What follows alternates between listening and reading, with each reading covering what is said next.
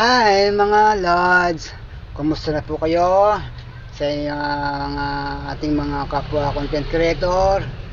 At ngayon pong araw ay advice ko po sa inyo na tungkol po sa tools na Adson Reels. Kung po kayo ay matagal nang hindi pa naimbita sa Adson Reels, ay baka po kayo ay may nilabag na batas kay Meta. Yung pong labag na batas ni Meta ay kailangan pong huwag nyong gawin.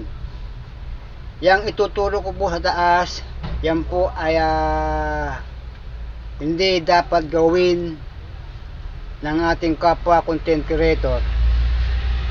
Yan, para po kayo mabilis sa invite, yan po ang gawin ninyo, yan sa taas na yan.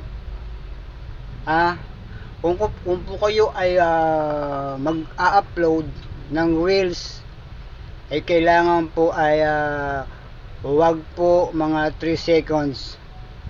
Kailangan po ay mga 10 seconds pataas.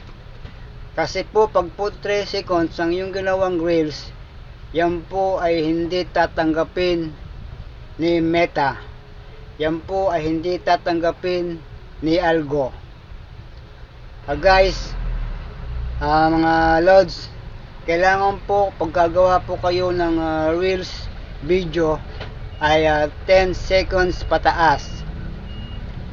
Yan po ay pasok sa quality ni Meta at ni algorithm.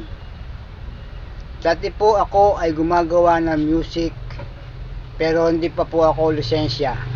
May lisensya.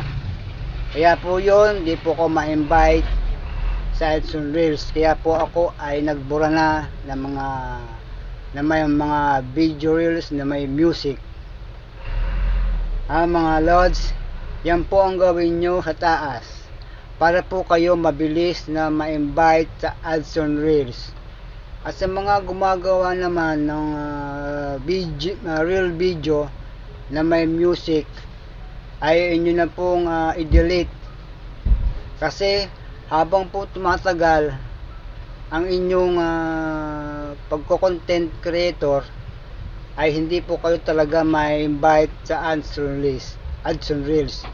Yan po ang dapat ninyong gawin. Kailangan po ay original content. Kung kayo lang po ay gagawa ng ibang video sa ibang platform, kailangan nyo pong lagyan ng meaningful enhancement.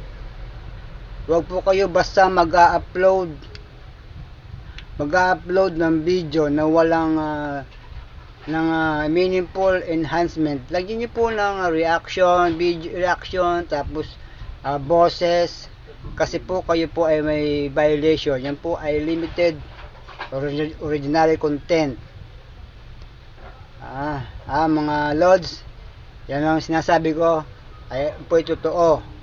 Kaya po ako ay nagka-in-stream ads na ngayon. Okay lods, at ayun po ang inyong gagawin. Pag po kayo mag-upload ng reels video, kailangan po ay walang music, original content. At kailangan po kayo ay may lisensya sa music.